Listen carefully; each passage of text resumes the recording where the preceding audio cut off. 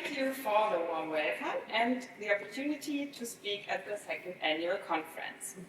Today we are addressing, as Achim said, the topic of discontinuities of practices and logics of non-knowledge in university courses. We'll begin with an introduction that briefly outlines our general research perspective. This will be followed by a case study about 2 university courses. We'll conclude our talk with a comparison and some additional reflections. So, let's get started. As Achim said, in our CRC sub-project, our primary focus is on analyzing practices of university study within the humanities. We compare both historical and contemporary practices. As educational scientists, we think of knowledge as being bound to human actors in a way, although we know better, as we heard before. Against the background of the conference topic, university courses are a particularly interesting object of research because lecturers are faced with a complex task here. They are supposed to impart specialized knowledge, Fachwissen, as well as propedeutic techniques of academic research, especially with first-year students. In doing so, they are forced to convey the configuration of the relationship between knowledge and non-knowledge that is customary for their academic discipline. We are interested in this knowledge that is passed from the older to the younger generation. With the concept of Bildungswissen, as it was outlined by Norbert Ricken, Sabine Reh and Joachim Scholz, we adapt a theoretical perspective on this particular type of knowledge that, quote, can be analyzed as a special form of reflection of knowledge in an intergenerational perspective.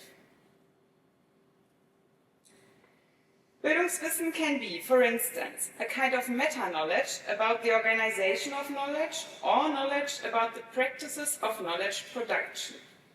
It is knowledge about how to deal with non-knowledge too. In doing so, Bildungswissen must be conceptualized as both processual and relational because it emerges through a process of cooperation and negotiation between lecturers and students.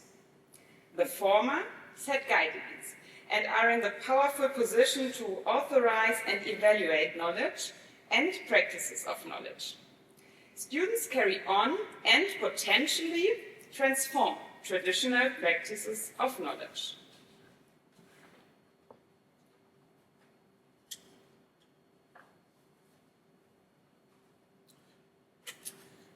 In the daily work of a student, they do many things. They read, they listen, they write while listening, they repeat, memorize, and discuss.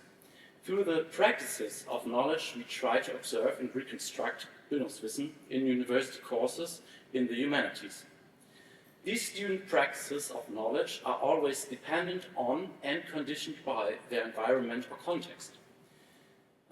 These conditioning factors ensure that students' practices are always depending on specific logics.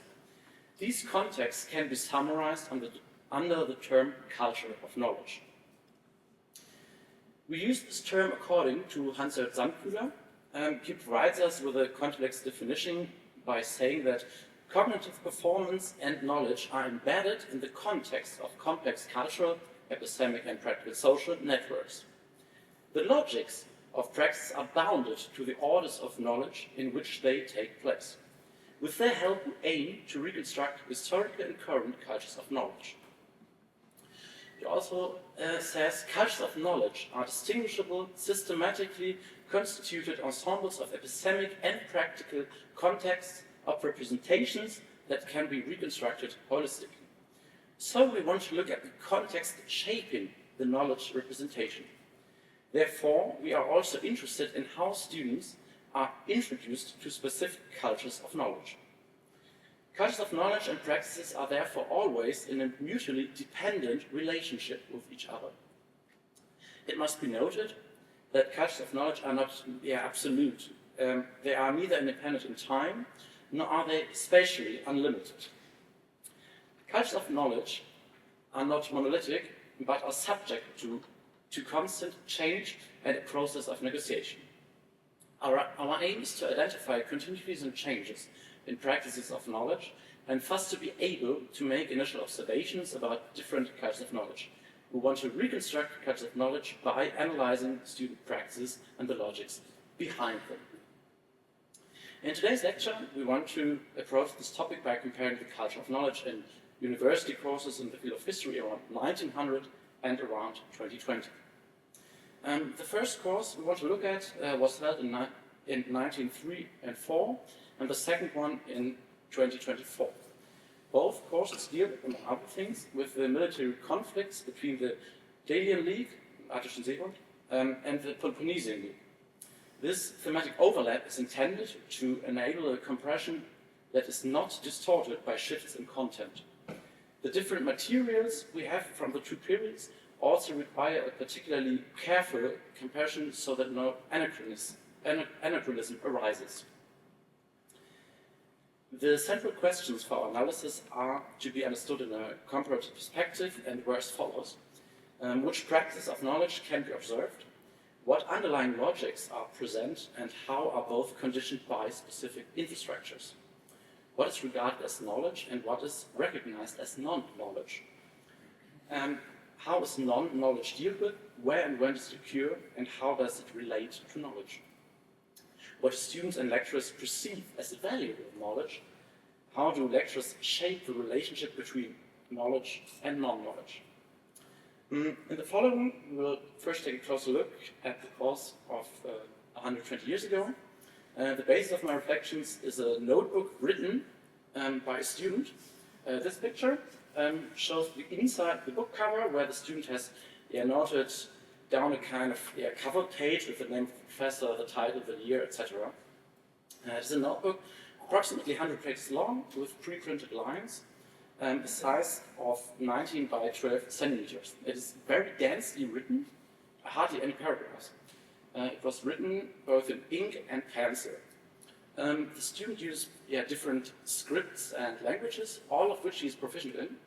Ancient Greek, Latin, German, as well as German current script, Latin script, and shorthand. The author is a male student in Berlin who is himself the son of a professor. And two things must be noted and considered here. First of all, at the end of the 19th century, around 1900, we actually only find male students, or almost, at German universities. And secondly, the students also came from a certain social class. And these aspects apply to almost all students of the time. Of course, first of all, it's important to consider how the notebook was handed down. It wasn't the estate of a professor who attended this course himself as a student. So he wasn't only the son of a professor, he became one himself. This already speaks for the value that was attached to this notebook. The author considered it necessary to keep it for many years after attending the course, and also to keep it in his professional library. This is certainly a very common practice among scholars of the time, but it also reflects the understanding of knowledge. The author assumed that this knowledge would continue to be relevant decades after attending the course. There's no decay of knowledge, but rather the idea and understanding that knowledge is something timeless and objective prevails. This may certainly also be due to the time and materiality around 1900, because this notebook is the only thing the student will have physically taken away from this course. The notes are not supplemented by other materials. This notebook can and must therefore be understood firstly as a note and workbook, but secondly also as the material learning outcome and knowledge repository. It can be understood as actively used everyday material, as well as a knowledge medium designed for a certain permanence. The notebook consists largely of standardized abbreviations of ancient authors, which with following text blocks, which contain summaries or evaluations of these text passages. These parts can be seen as a material trace of practices of reading and transforming knowledge. These abbreviations stand for certain ancient sources, and with the help of these abbreviations, text passages can be clearly assigned in different prints. Here, for example, we have an example of Thucydides' History of the Peloponnesian War, Book 2, Chapter 13. Subject-specific terms and codes were familiar to the student and could be decoded by him. When he attended the course, he therefore already had a certain amount of orientational knowledge and a subject-specific body of knowledge. This orientational knowledge can also be found in lists, in lists created by the student as practices of knowledge structuring. Longer text passages are summarized by paragraph. This is also a repository, a storage of orientational knowledge. It can be summarized that the later professor used these lists, for example, to be able to quickly find certain passages again. For example, here we see a summary of Thucydides' Book 2, passages 23 to 48, and for example, he writes for 31, großer Einfall in Megara, so he knows Thucydides wrote about the invasion of Megara in his text exactly there. It creates accessibility to the sources, especially because the students could not otherwise make it possible to orientate themselves in source editions. This kind of overview knowledge is therefore not directly accessible to students, but must firstly be actively created and secondly be saved. These abbreviations can also be found in parts that can be understood as a kind of homework. At this point, for example, the students are given the task to read several sources, and precise instructions are also given. Here, Herodotus first. While working on the task, the student notes the original ancient Greek text from the source edition in his notebook. This is certainly the practice intended by the professor. Students are supposed to go to the libraries of the seminars on their own and look at the source editions. This normally was the only place they could look at them. The students practices working with the primary sources here. They should make the handling of them their own and internalize the knowledge of dealing with sources. They're trained to reconstruct the events from the past. Sources are attributed a specific significance. The information from them is directly accepted as knowledge in the course and transferred to the notebook. Here's a photo of transferred figures from Thucydides. It is about the size of an army, which was given by Thucydides. The student transfers these figures and calculates on this basis an exact truth strength. This example shows that the information from the sources was simply copied. The knowledge conveyed by the sources is therefore regarded as true. This assumption was very widespread and can also be found in the textbooks and introductory works on ancient history.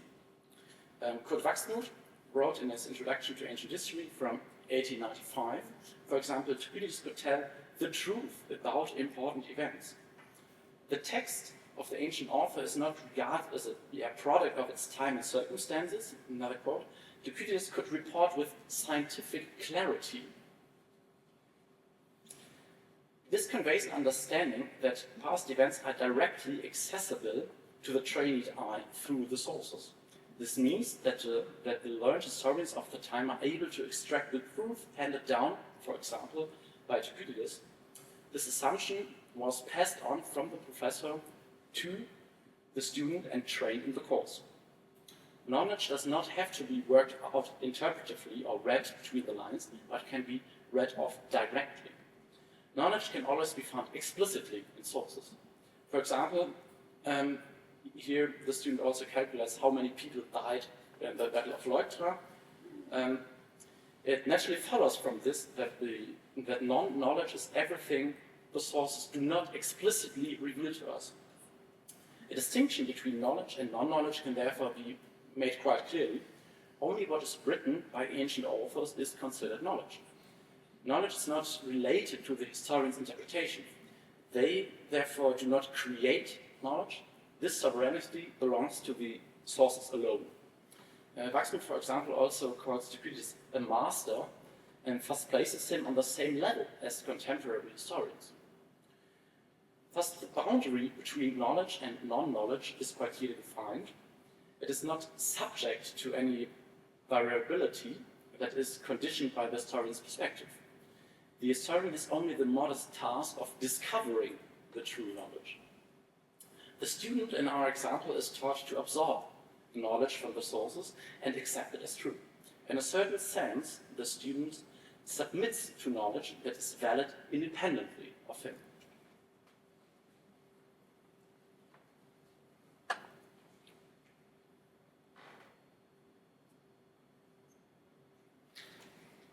Regarding our research questions, countless statements could now be made about the university course in the field of history in 2024.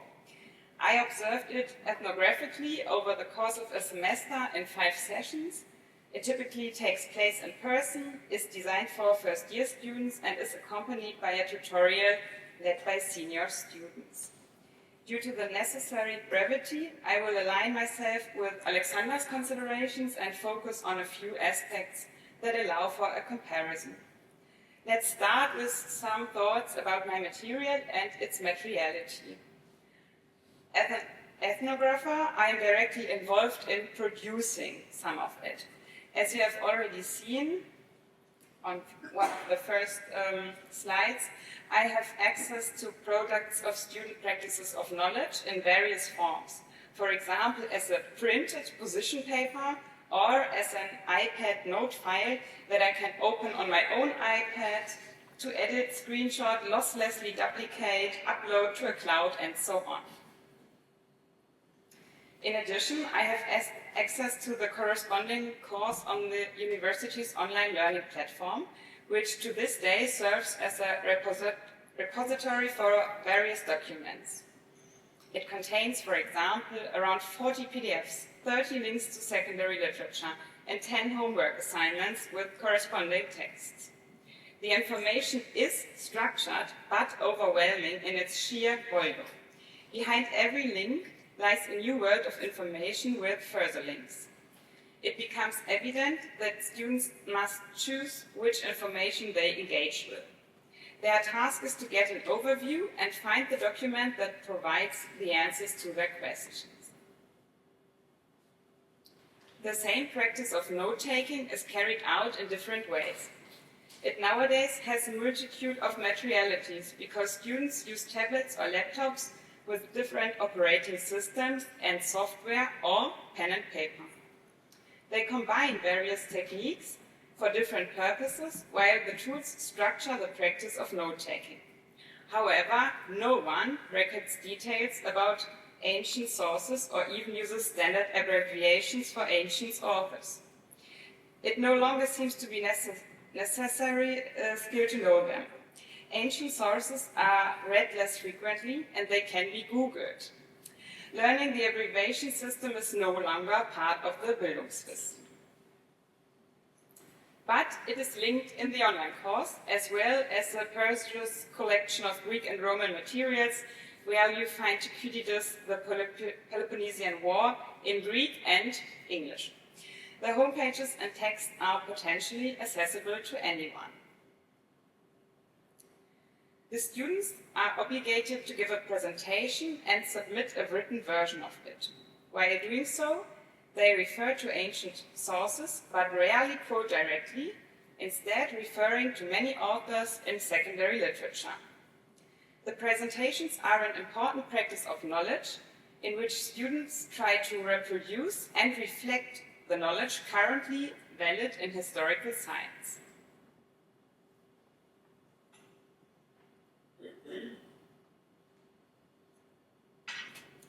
Some students still refer to historical events as facts. Others indicate that they are presenting several research perspectives, as you can see here. In any case, the lecturer urges students to specify exactly where each piece of information comes from. It is emphasized that they should read secondary literature on specific topics and be able to place it in context. Back to note-taking. Some students write down more or less accurately what the lecturer says about the historical events during plenary discussions. What he says is thus taken as validated, specialized knowledge which can be used for graded assignments to pass the course. However, I cannot say whether the notes are kept or stored permanently. There are significant differences in the practices of storing and organizing knowledge. Many students collect material in a folder on their notebook. Some open files only in their browsers and do not seem to store them. Few students use a physical file. I have rarely observed that students structure or connect knowledge in class. There's one exception, you can see it there. But yeah. Students around 2020 also have homework to complete. This consists of reading secondary literature in German or English, which only a few students do on a regular basis. That's right. Instead, they focus on those assignments that are graded. Alongside the presentation, 2 written papers must be submitted by specific deadlines. Content-wise, the task is about an ancient source by Herodotus in its German translation. The text excerpt is provided with the literature reference, available as a PDF in the online course. The questions that need to be answered examine Herodotus' status as a historian and are intended to train the students in source criticism. The intended critical attitude is in tension with the assumption that historical sources convey something that can still be reconstructed today correctly. The lecturer repeatedly marks different limits of historical knowledge. For example, when he says, wir wissen nichts, willkommen in der alten Geschichte, or we know nothing, welcome to ancient history. Or, those are very good questions, and I cannot answer any of them. The sources provide no information on that. Accordingly, something could be known based on the sources.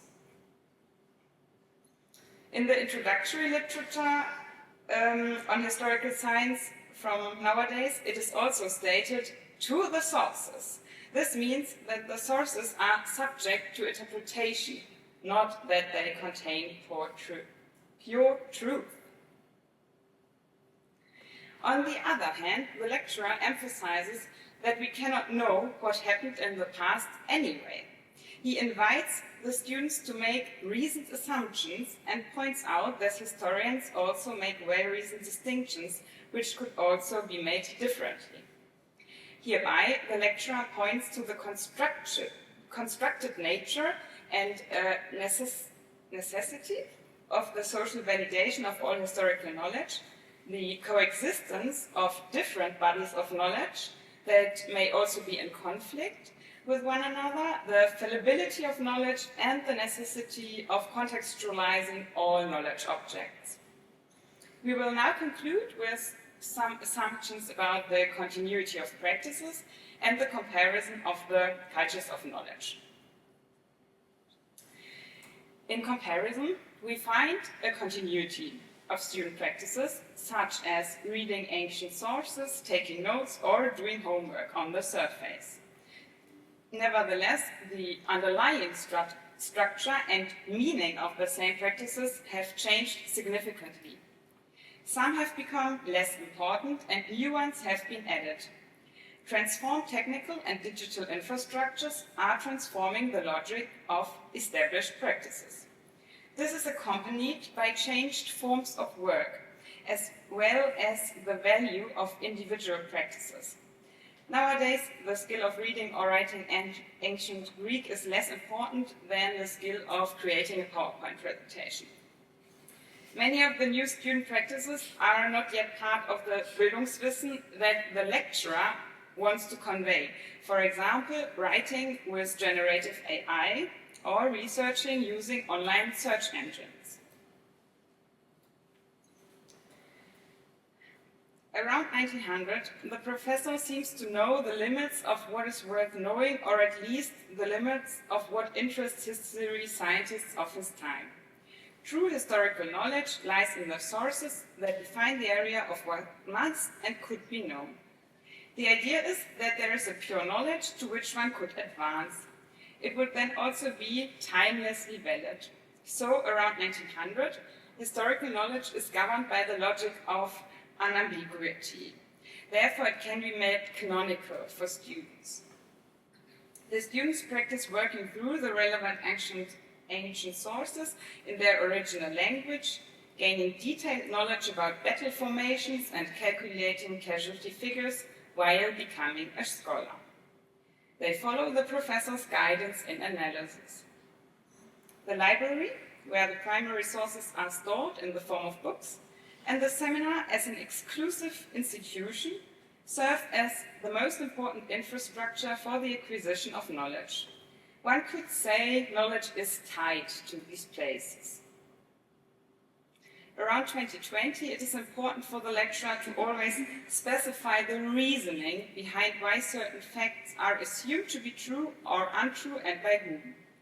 The boundaries of what is worth knowing in historical science are expanded. The ancient sources are placed in new horizons of inquiry. It is well known that knowledge about the past is uncertain. Therefore, the lecturer aims to present different representations of the past and highlight the conditions that shape these perspectives. He questions traditional distinctions and critiques his own academic discipline. At the same time, the idea is upheld that there is a core of tangible, specialized knowledge that is still tied to the sources as factual knowledge. It must be acquired in order to enter the academic discipline. On a meta level, the same applies to mastering strict formal rules of academic research, for example, in citation. The university course, the tutorial, but also the online course and the internet in general, but especially Wikipedia and Google, as well as the students' WhatsApp group and their devices, serve as the most important infrastructure for acquiring different kinds of knowledge in scattered locations. Knowledge has become elusive and is leaving the university as a physical place. Possibly the transformation of these cultures of knowledge as derived from our observations could be described with a neologism, which we heard today from Thomas Alkemeyer. We are maybe in a process of contingentiation of knowledge. The result is an ambivalent situation that calls for a close examination of what can be considered knowledge worth knowing in historical science and maybe in the humanities in general. That brings me to the end of our presentation. Thanks for your attention, and we are now open for questions, of course in German and English.